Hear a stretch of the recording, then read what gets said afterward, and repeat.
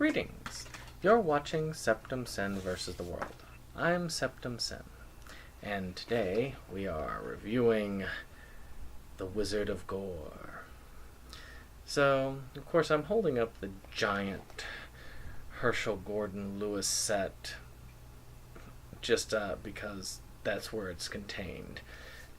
I got this on a whim, mainly because it was offered in Amazon really cheap. It was offered for a little bit, it was offered for like $80, and this set really can easily go for $200 these days. If you find it for a good price at that, I would jump on it. Very solid build. I don't like how they keep them in sleeves in this set, but still, this is really a piece of history right here, and something worth keeping, worth owning, and worth holding on to. So many of these types of films were lost, and there was a lot of gore and explosion of gore type splatterhouse films in the late 60s, early 70s, and he was one of the main producers of these.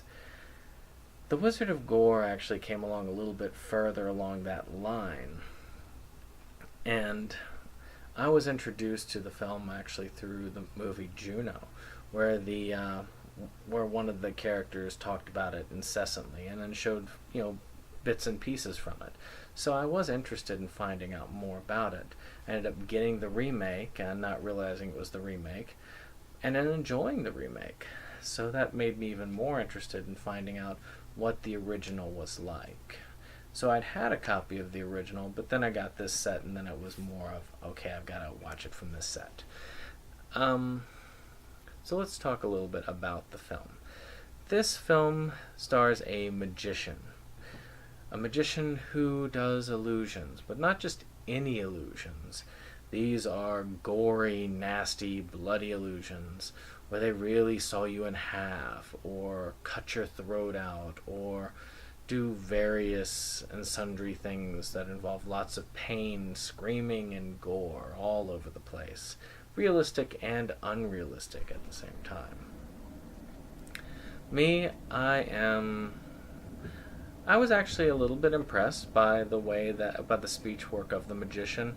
I did like his performance. There is sort of a quality that's been lost these days. Old horror movies used to do that all the time. I remember back when watching the old ones, I would actually see them. They would get up there, they'd give that sort of monologue, an almost Shakespearean introduction into the world of horror, the world of suspense, and you were ready. You were set up for this nasty, gory tale, something that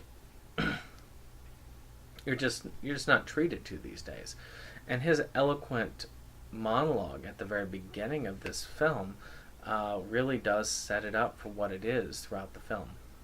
Now, I'm not going to ruin the ending, but it is a twist ending, so definitely what you see is not necessarily what you're going to get. So, I look at this film from from several angles. One of those angles being just looking at the time it was done. And for the time, it really was, at the time, the peak of what you could do to make things look somewhat realistic. And if you would take out some of the scenes, like the eye scenes or the head chopping off scene, it actually doesn't look too bad if you're looking at that gore level. Also, the storyline is actually somewhat intriguing. You're finding out more and more about this magician, and about what's happening, and about the deaths that are occurring, about the graves that are being robbed. These things, they lead to questions, and you get the answers when you get to the end, and you're constantly trying to figure out what's going on. Where's the connection between the two, or the three? And by watching the remake, I was kind of misled, because it really does go in another direction. So that was actually quite intriguing. Those are really the good, solid pieces. Now, let's talk about the negative. There's got to be negative when it comes to these things. Obviously, the gore doesn't hold up. And that's not, to me, a severe negative for this film. That's sort of like a minor thing. When we're talking about B movies, the special effects are not really at the top of my list when it comes to negatives on the movie. Where I find there are two parts that I find hard. I really do find the level of gore a little bit hard for me. It's at that hostile level of gore, and that does give me some problems. But that's really not where. Again, minor things, because this is what you're watching it for. When you watch this, you're watching it for the gore, for that sort of just oomph. The acting, again, another minor thing. You're dealing with B movies, the acting quality is not going to be great. I would say moderate level at best. And that's fine. Again, with what you're going for, that's fine. So, what's the big negative? The big negative for me is repetition. I felt like the film had to repeat itself so often because it was trying to showcase the gore that it kind of left the story behind and almost got boring after a bit. And yes, they're chopping up people. Yes, they're doing these stunts and they're getting worse and worse and worse. That's setting the bar higher and higher. But at the same time, it's like, okay, I've seen this. Let's move on. I understand this is what this guy's doing. Let's move on. Come on.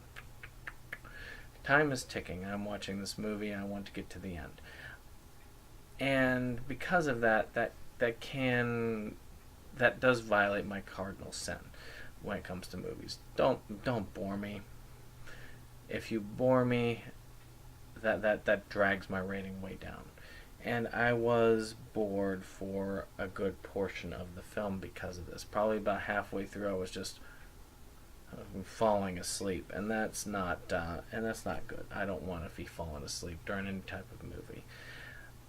The end, though, did try and make up for it a bit, but I do feel like the middle was padded a bit much just so they could fit in as much goriness as they could.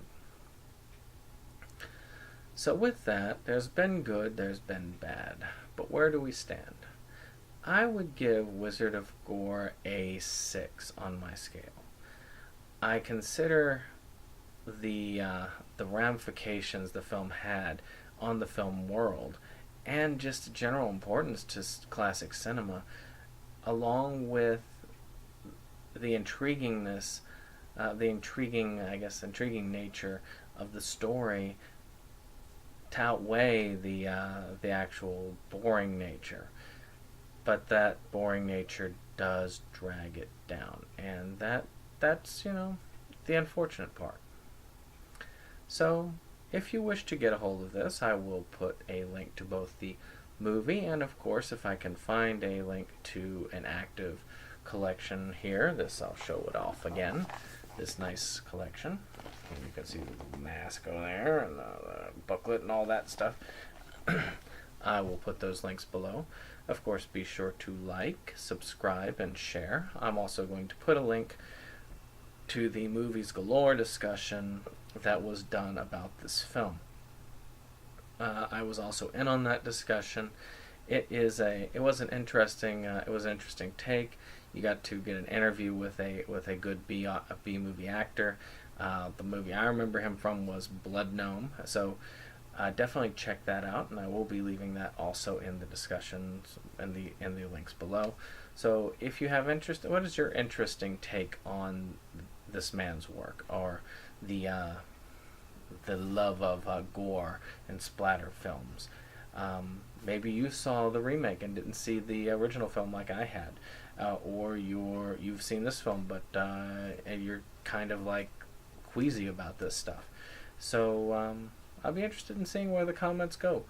In any case, thank you very much, and I hope you have a great one.